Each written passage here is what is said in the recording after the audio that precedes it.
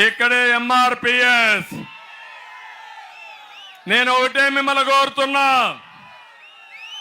ఎంఆర్పిఎస్ కి న్యాయం చేసింది తెలుగుదేశం పార్టీ, సామాజిక న్యాయం చేసిన పార్టీ తెలుగుదేశం పార్టీ, కేటగరైజేషన్ 97లో తీసుకొచ్చిన పార్టీ తెలుగుదేశం పార్టీ. దాని ఫలితాలు మీకు వచ్చాయి. కానీ తర్వాత వచ్చిన ప్రభుత్వాలు దాన్ని నిలబెట్టలేకపోయినాయి. ఇప్పుడు కోర్టులో కూడా ఉంది, మళ్ళీ జడ్జిమెంట్ వస్తుంది. పూర్తిగా ఎవ్వరికి అన్యాయం జరగకుండా జిల్లా వారీగా ఏబిసిడి కేటగరైజేషన్ అమలు చేసి మా మాదిగలకు న్యాయం చేసే పార్టీ తెలుగుదేశం పార్టీ ఎన్డీఏ. మిమ్మల్ని ఆదుకుంటామని మరొక్కసారి హామీ ఇస్తున్నా. నమస్తే, వెల్కమ్ టు తెలుగు న్యూస్. నేను గోపికృష్ణ. చంద్రబాబు నాయుడు ఒక కీలకమైనటువంటి స్టేట్మెంట్, హామీ ఇచ్చేసినట్టే ఉంది. నేరుగా ఆయన మాటల్లోనే చెప్పేశాడు. దాదాపు 3 దశాబ్దాలుగా నలుగుతున్నటువంటి ఒక సమస్య. ఎప్పుడో మొదట్లో చంద్రబాబు నాయుడే పరిష్కారం చూపారు ఆ సమస్యకి.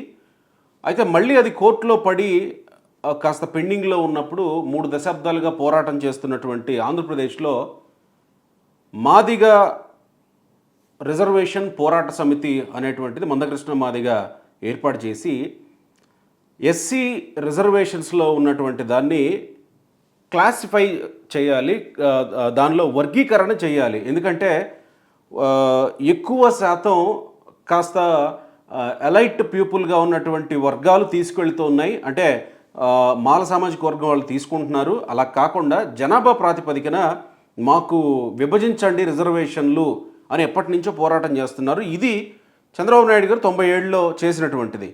ఇదే నినాదాన్ని భారతీయ జనతా పార్టీ తెలంగాణ ఎన్నికలకు ముందు హైదరాబాద్లో జరిగినటువంటి మీటింగ్లో స్వయంగా ప్రధాని హోదాలో నరేంద్ర మోడీ హామీ ఇచ్చారు. ఇప్పుడు ఎన్డీఏ కూటమిలో జనసేన, టీడీపీ చేరినాయి కాబట్టి చంద్రబాబు నాయుడు కూడా రాత్రి పెదకూరపాడు నియోజకవర్గంలో జరుగుతున్నటువంటి ప్రజాగళం సభలో ఇదే హామీ స్ట్రైట్గా ఇచ్చేశాడు. గతంలో చేసింది ఆయనే, ఇప్పుడు కూడా స్ట్రైట్గా ఇచ్చింది ఆయన. అయితే ఇక్కడ వస్తున్న లేకపోతే కొంత ప్రశ్నగా కనబడుతుంది ఏంటంటే, ఒకవేళ చంద్రబాబు నాయుడు ఇంత స్ట్రైట్గా ఈ హామీ ఇచ్చేశారనంటే మిగతా సామాజిక వర్గాల పరిస్థితి ఏంటి? ఇది ఏ సామాజిక వర్గం అయితే వ్యతిరేకిస్తున్నారో మాల సామాజిక వర్గం, వీళ్ళు చంద్రబాబు నాయుడుకి అండగా నిలబడతారా? ఎందుకు చంద్రబాబు నాయుడు నేరుగా ఈ ప్రకటన చేయగలిగారు? వాళ్ళ విషయంలో ఏం ఆలోచించి ఈ ప్రకటన చేయగలిగారు? ఇదేమన్నా ఓట్ల పరంగా ఏమన్నా ఇబ్బంది తెచ్చే అంశం టీడీపీ పార్టీకి అవుతుందేమో కదా. ఎందుకు చంద్రబాబు నాయుడు ఇంత నేరుగా ఈ అంశాన్ని ప్రకటించగలిగారు? అసలు చంద్రబాబు నాయుడు గారి మనసులో ఏముంది దీని పట్ల? మాదిగా రిజర్వేషన్లకు సంబంధించి, అంటే ఎంఆర్పిఎస్ డిమాండ్ చేస్తున్నటువంటి ఏబిసిడి వర్గీకరణకు సంబంధించి చంద్రబాబు నాయుడు మనసులో ఏముంది? అడసిపల్లి శ్రీనివాసరావు గారు ఎప్పటి నుంచో ఈ సమస్యకి సంబంధించి కూడా కొంత పరిశోధన చేసినటువంటి వ్యక్తులు, వారు మనతో ఉన్నారు, సీనియర్ అనలిస్ట్. నమస్కారం శ్రీనివాస్ గారు. నమస్కారం అండి. శ్రీనివాస్ గారు, నేను అడిగినటువంటి ప్రశ్నే సూటిగా, చంద్రబాబు నాయుడు ఇలాంటి ప్రకటన చేయడం వల్ల వేరే వర్గం దూరం అయ్యే అవకాశం ఉంది కదా. రాజకీయాల గురించి ఆలోచిస్తే ఇలాంటి ప్రకటన చేసి ఉండాల్సింది కాదు కదా. ఎందుకు చంద్రబాబు నాయుడు నేరుగా ప్రకటన చేసేసారు దీన్ని? అంటే నేను మీకు విషయం చెప్పాలండి. సార్, నేను మాలలకు వ్యతిరేకం కాదు, కానీ ఎంఆర్పిఎస్ పోరాటం పట్ల నాకు సానుభూతి ఉంది. మాదిగ సోదరుల పట్ల నాకు సానుభూతి. ఎందుకంటే వాళ్ళ పోరాటంలో న్యాయం ఉందని ఇప్పుడు కదండి, 97, 98లో వాళ్ళు పోరాటం చేసినప్పుడు ఎంఆర్పిఎస్ మాదిగ రిజర్వేషన్ పోరాట సమితి అని చెప్పేసి పేరుతో వాళ్ళు ఉద్యమం చేసినప్పుడు, అంటే నేను అప్పటికి నా స్థాయిలో నేను సహకరించి ఉన్నాను. ఓకే. తర్వాత కూడా నాకు కొంతమంది మిత్రులు ఉన్నారు. వాళ్ళు ఏ కార్యక్రమం చేసినా నా వంతుగా నేను వాళ్ళకి మాట సాయమో ఏదో సాయం చేసేవాడిని. ఇది రాజకీయాలకు సంబంధం లేదు. అంటే నా వ్యక్తిగతంగా నా అభిప్రాయం, వాళ్ళ పోరాటంలో న్యాయం ఉందనేటువంటిది నా భావన. ఇది మా సోదరులు నొచ్చుకోవాల్సిన అవసరం లేదు. ఎందుకంటే వాళ్ళు కూడా తరిచి ఆలోచిస్తే, వాళ్ళు లోతుగా ఆలోచిస్తే ఇందులో న్యాయం ఉందని గమనిస్తారు. కొంత స్వార్థం విడిచిపెట్టాలి. నేను అలాగని చెప్పేసి మాల సోదరులకు నేను ఎప్పుడు వ్యతిరేకం కాదు, వాళ్ళని విమర్శించను. కానీ వీళ్ళు ఈ పోరాటంలో సుదీర్ఘమైన పోరాటం. ఈ పోరాట చరిత్ర ఉన్న ఎంతో మంది నాయకులు కనుమరుగైపోయారు, తెరమరుగైపోయారు చాలా మంది. యాక్చువల్‌గా చంద్రబాబు నాయుడు గారు ఓట్ల కోసమే అయితే ఈ ఈ ప్రకటన చేయాల్సిన అవసరం లేదు. ఎందుకంటే దట్స్ వాట్, అది నా ప్రశ్న. ఇప్పుడు తెలంగాణలో మాదిగ సామాజిక వర్గం కొంచెం అధికంగా ఉంటారండి. ఆంధ్రప్రదేశ్‌లో మాల సామాజిక వర్గం అధికంగా ఉంటారనేటువంటిది ఒక సెన్సస్ ప్రకారం ఒక అంచనా. అయితే నా అభిప్రాయం ప్రకారం పెద్ద డిఫరెన్స్ ఏమి ఉండదండి. అంటే గోదావరి జిల్లాల్లో మాల సామాజిక వర్గ సాంద్రత ఎక్కువ ఉంటది. తూర్పుకెళ్ళి కొలిది. మీకు కృష్ణా, గుంటూరు నుంచి కృష్ణాలో కూడా కొద్దిగా ఉండొచ్చు. కానీ కృష్ణా, గుంటూరు నుంచి యువతలకు వచ్చేటప్పటికి మాదిగ సామాజిక వర్గం చేత అది ఓట్ల గురించి అని పెద్ద పెద్ద డిఫరెన్స్ ఏం రాదు. అయితే ఇక్కడ చంద్రబాబు నాయుడు గారు స్టేట్ డివిజన్ అయిన తర్వాత అంతకుముందు ఆయన 10 సంవత్సరాలు వరుసగా 2 టర్ములు ముఖ్యమంత్రిగా ఉన్నప్పుడు దీన్ని అమలు చేసేట చాలా మంది ఆ నిర్ణయం ఫలితాలు అనుభవించారు మాది సోదరు. ఎగ్జాక్ట్లీ ఒక 20,000 మంది వరకు ఉద్యోగాలు సంపాదించారని వాళ్లే బహిరంగంగా చెప్తూ ఉంటారు.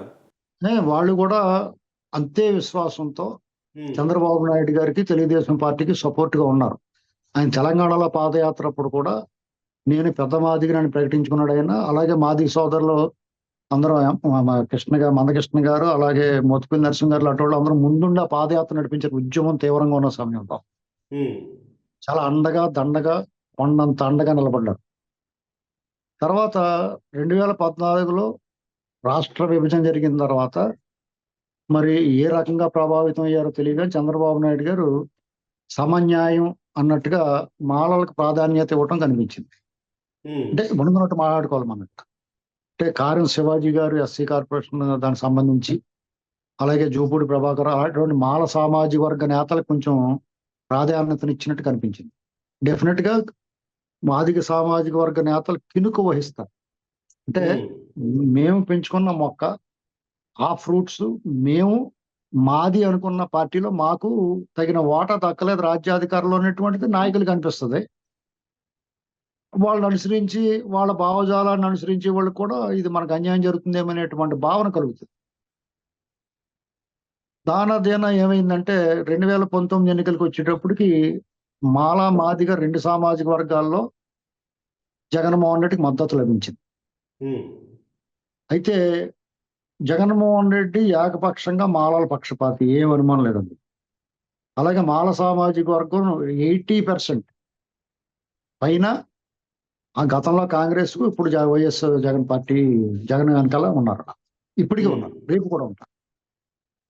అటువంటిప్పుడు డెఫినెట్ గా తెలుగుదేశం లాంటి పార్టీ రాష్ట్ర ప్రయోజనాలతో పాటు తన పార్టీని నిలుపుకుని గెలుపు ముంగట తీసుకెళ్లటం, దాంతో పాటు ఆల్రెడీ వాళ్ళు అమలు చేసి ఉన్న, ఆయనే చొరవగా ముందుకొచ్చి ఏబిసిడి వర్గీకరణ చేసిన చంద్రబాబు నాయుడు గారు ఇవాళ మాదిగలకు మద్దతు ప్రకటించి వర్గీకరణ చేస్తాను, వాళ్ళకి అభివృద్ధిలో వాళ్ళ వాటా వాళ్ళకి ఇస్తాను అనేటువంటి చెప్పడం అనేటువంటిది ఖచ్చితంగా ఆ పార్టీకి మేలు జరుగుతుంది. అలాగే మాదిగ సామాజిక వర్గానికి మేలు జరుగుతుంది. మాదిగ సామాజిక వర్గం కూడా డెఫినెట్ గా చంద్రబాబు గారు నిర్ణయాన్ని ఆహ్వానిస్తారు, హర్షాతిరేకాలతో ఆయన్ని అభినందిస్తారు.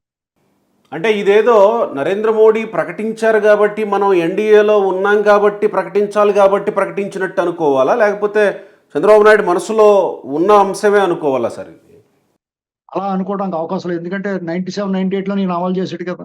అవును, ఇవాళ కొత్తగా చెప్పింది కదా, ఆల్రెడీ అమలు చేసి చూపించాడు. ఆ ఫ్రూట్ వాళ్ళకి తినిపించాడు. ఇవాళ నరేంద్ర మోడీ గారు చెప్పాడు కాబట్టి ఈయనకి ఇంకా సులభం అవుతుంది, నెరవేర్చగలుగుతాడు. ఎందుకంటే కరెక్ట్ గా రోగి కోరింది వైద్యుడు చెప్పింది ఒకటి అన్నట్టుగా కేంద్ర ప్రభుత్వం, ఇప్పుడు మీకు జ్వరం వచ్చింది, మీకు ఒక యాపిల్ పండు తినాలని ఉంది, డాక్టర్ గారు వచ్చి మీరు రోజు పొద్దున ఒకటి, మధ్యాహ్నం ఒకటి, సాయంత్రం ఒకటి యాపిల్ పండు తినమన్నాడు, మీకు ఎంత ఆనందంగా ఉంటుంది. అంతే ఇది కూడా. ఇప్పుడు ఈయన మనసులో ఉంది వర్గీకరణ చేయాలి, ఆయనే అమలు చేసాడు. తర్వాత రాజశేఖర రెడ్డి, తర్వాత ఎవడో వచ్చారు కోర్టులో ఏంచి దాన్ని జడగొట్టించాడు. ఇప్పుడు చంద్రబాబు నాయుడు గారు మానస పుత్రిక అది ఒక రకంగా చెప్పాలి మందకృష్ణ మాదిగ గారు. ఎందుకంటే అసలు మందకృష్ణ మాదిగ గారు ఆయన అస్వస్థత గురైతే ఈ దేశంలో ఏ నాయకుడు వెళ్ళాడు ఆయన దగ్గరికి? ఉమ్, మాదిగలు చంద్రబాబు నాయుడు గారిని ఓన్ చేసుకున్నారండి. ఇక్కడ పదవుల్లో కానీ కొన్ని ప్రాధాన్యతల్లో కానీ చంద్రబాబు నాయుడు గారు ఖచ్చితంగా మాదిగ నాయకులకు ఇవ్వాల. ఇచ్చారుగా టికెట్లు కేటాయింపులో అలానే ఇచ్చారుగా. అందుకనే అలా ఇచ్చారంటున్నాను నేను. ఇప్పుడు ఉమ్, వాళ్ళు నా దగ్గర కొంతమంది మాదిగ సోదరులు నాతో మాట్లాడింది ఏంటంటే, కొంచెం ఉమ్, గుర్తింపు పొందిన నాయకులు, మేము వన్ సైడ్ గా టీడీపీ వైపున ఉన్నాం, మా ప్రాణం పోతే కూడా టీడీపీని విడిచిపెట్టి జగన్మోహన్ రెడ్డి వైపుకి వెళ్ళాం. ఉమ్, అటువంటప్పుడు మన మన మన మన వాళ్ళు అనుకున్న వాళ్ళు కన్సాలిడేట్ ఎందుకు చేసుకోరు? ఉమ్, ఏం చేసినా మాల సామాజిక వర్గం జగన్ వెంటే ఉంటారు కాబట్టి, ఉమ్, జగన్మోహన్ రెడ్డి అలాగే కేంద్రంలో ఉన్న వాళ్ళు కొంతమంది, కొన్ని రాజకీయ పక్షాలు ఈ ఓట్ల రాజకీయమే కదా చేస్తారు. అలాగా వీళ్ళు ఎందుకు ఆలోచించారంటే, అది అలా కుదరదు, చంద్రబాబు నాయుడు గారితో అందరూ కావాలనుకుంటాడు ఆయన అని చెప్పంటే వాళ్ళు విభేదించారు నాతో. అలా ఉండకూడదండి, మన వాళ్ళని ముందు, మీరు ఇంట్లో ఏదైనా వంటకం వండుకున్నారనుకో మన వాళ్ళకి పెట్టాలి, ముందు ఎదురు వాళ్ళకి పెట్టి తర్వాత మన ఇంట్లో వాళ్ళు ఖాళీ బొచ్చులు చూపించకూడదు కదా అన్నారు. అది ఉమ్, న్యాయమే కదా మరి. ఇప్పుడు నీ ఉమ్. కోసం ప్రాణం ఇచ్చి నీ కోసం ఉండి నిన్ను గెలిపించి నీ వెనకాల నిలబడిన వాడు కాదని, అవతలోడు వస్తాడో రాడో, అవతల పక్కన ఉన్నప్పుడు రాజకీయం, ఇది క్లియర్ గా రాజకీయం. ఉమ్. ఈ స్టెప్ చంద్రబాబు నాయుడు గారు చాలా వైజ్ డెసిషన్ ఇది. మరి ఈ స్టెప్ ఎంతవరకు తెలుగుదేశం పార్టీకి ఉపకరిస్తుంది అనుకోవాలి ఎన్నికల్లో? డెఫినెట్ గా ఉపకరిస్తుంది. ఉమ్, ఆయన అందరికీ న్యాయం చేస్తున్నాడు కాబట్టి, ఈయన జగన్మోహన్ రెడ్డి లాగా వన్ సైడ్ పర్సన్ కాదు కాబట్టి, మాదిగలకి ఈ రకమైన న్యాయం చేస్తానే మాలలకు అన్యాయం జరగకుండా చూసుకుంటాడు. ఉమ్, వాళ్ళు నమ్మాలి. ఎందుకంటే వాళ్ళకి ఒక అవకాశం డెఫినెట్ గా ఇచ్చాడు 2014 నుంచి 19 వరకు. వాళ్ళు ఉమ్, చంద్రబాబు నాయుడు గారిని కాదనుకున్నారు. వాళ్ళ కోర్టులోనే ఉంది. వాళ్ళకి అవకాశం ఇచ్చినప్పుడు డెఫినెట్ గా కారం శివాజీ గారు కానీ, ప్రభాకర్ రావు గారు కానీ తర్వాత వెళ్ళిపోయి, జూపూడి ప్రభాకర్ రావు గారు అయితే ఈ ఎలక్షన్ ఫలితాలు వస్తున్నప్పుడు ఆ టీవీ డిబేట్ లోంచి జగన్ అన్న అనేసాడు. ఉమ్, ఇంకా కాసేపు సాయంత్రం దాకా కూడా ఆగలేదు. ఉమ్. మరి ఇలాంటివి చూసినప్పుడు చంద్రబాబు నాయుడు గారు తన కోసం ప్రాణం ఇచ్చి, తన కోసం నిలబడిన మాదిగ సామాజిక వర్గాన్ని నిలబడి చెయ్యాలి, మన కోసం నిలబడిన వాళ్ళు చెయ్యాలి. అది తప్ప ఒప్ప, డెఫినెట్ గా ఒప్పే అనుకుంటాను. ఎందుకంటే సుదీర్ఘమైన పోరాటం నడిచింది. అవును. సుదీర్ఘమైన పోరాటం దశాబ్దాలు. ఉమ్, 97, 98 అంటే ఇప్పుడు ఎన్నాళ్ళు అయిపోయిందండి. అంటే ఇక్కడ ఒక్క జూపిడి ప్రభాకర్నో లేకపోతే ఇంకొక కారం శివాజీనో చూపించి, నాయకుల్ని చూపించి, అంటే మానసికంగా ఒక అభిప్రాయం ఉంది కదా, రిజర్వేషన్లకు వ్యతిరేకంగా రిజర్వేషన్లకు అనుకూలంగా రెండు వర్గాలుగా మానసికంగా కొంత ఉంది కదా. ఎవరో నాయకుల్ని చూపించి ఇట్లా ఒక వర్గానికి మేము సపోర్ట్ చేస్తామని అంటే ఇంకొక వర్గం ఇబ్బంది పడే అవకాశం ఉంటుందేమో కదా కాస్త. ఇప్పుడు మీ వాళ్ళు కాని వాళ్ళు ఏం చేస్తే ఏంటి, మీరు ఏం చేసినా మీకు ఓటైన ఓట్లు, రాజకీయ నాయకులు ఓట్ల రాజకీయం కూడా చేస్తారండి. ఉమ్, ఇప్పుడు మాల సామాజిక వర్గంలో మెజారిటీ క్రిస్టియన్స్, నో ఉమ్, డౌట్, అందులో అనుమానం ఏముంది. మాదిగలు హిందువులుగా ఉన్నారు. ఉమ్. మీకు ఇక్కడ అసలు ఇప్పుడు ఇదంతా సెన్సస్ లోతుగా అధ్యయనం చేస్తే ఇది బయటపడుతుంది, చూసుకోండి కావాలితే. మీరు ఇందాక ఒక మాట అన్నారు, మాలమాదిగల మధ్య డిఫరెన్స్ అంటే ఎంత పర్సంటేజ్ జనాభాలో ఎంత పర్సంటేజ్ డిఫరెన్స్ ఉంది అనే దానిలో మీరు ఇద్దరు సమంగానే ఉన్నారు అన్నట్టు అన్నారు సెన్సస్ ప్రకారం. మీకు ఇప్పుడు మీకు ఇది పూర్తిగా తెలియాలంటే, ఉమ్, మీరు ఎంఆర్పిఎస్ పోరాట యోధులు కొంతమంది ఉన్నారు. ఆ పేర్లు నేను చెప్పడం మీకు తెలుస్తుంది, మీరు ఎంక్వైరీ చేయండి. ఉమ్, వాళ్ళు అడిగితే మీరు లెక్క సరిగ్గా ఇస్తారండి. ఉమ్. ఎందుకంటే దీని మీద నేను చాలా పరిశోధన చేశాను. అదే నేను అందుకే అంటున్నా, మీకైతే దీని మీద అవగాహన ఉంది కదా. అంటే కొన్ని జిల్లాల్లో వాళ్ళు అధికంగా ఉన్నారు మాల సామాజిక వర్గం, అంతే. మిగతా చోట్ల బాధికులు ఎక్కువ ఉన్నారు. ఉమ్, మాలలే ఎక్కువ ఉన్నారు అనేటువంటిది అపోహ మాత్రమే. ఓకే. వాళ్ళంతా వన్ సైడ్ గా క్రైస్తవాన్ని ఆచరిస్తున్నారు. జగన్మోహన్ రెడ్డి వెనకాల స్ట్రాంగ్ గా నిలబడ్డారు, ఇప్పటికీ రేపు కూడా నిలబడతారు. ఉమ్, నీ కోసం నిలబడినోడు వాళ్ళ వెనకాల వెంటబడి నీ కోసం నిలబడినోడు వదిలేయకూడదు కదా రాజకీయ నాయకుడు. ఎన్నికల రాజకీయంలో నీ ఎంబడి నిలబడినోడు నువ్వు నిలబెట్టుకోవాలి కదా. అవును. నువ్వేం చేస్తే కూడా నీ వెనకాల రానివాడి కోసం నువ్వు వెంపర్లాడి ఉమ్, నీ కోసం నిలబడినోడు నిరాశపరిచి, అది కరెక్ట్ కాదు కదా. సో ఇది రాజకీయం కాదు, బోల్డ్ స్టెప్పే, ధైర్యమైన స్టెప్పే ఇది. అంటే ఇక్కడ వాళ్ళు ఎవరో కూడా ఇది స్వార్థం అని చెప్పేసి ఈయన్ని నిందించలేరు. ఎందుకంటే అందరూ నాకంటే తెలుసు, పెద్ద స్లైట్ డిఫరెన్స్, పెద్ద పెద్ద డిఫరెన్స్ ఎంతో కొంత మొగ్గు మాలే సామాజిక వర్గం ఎక్కువ ఉంటాయి, కానీ వాళ్ళే ఎక్కువ ఉంటారు, కానీ పెద్ద డిఫరెన్స్ ఏం లేదు.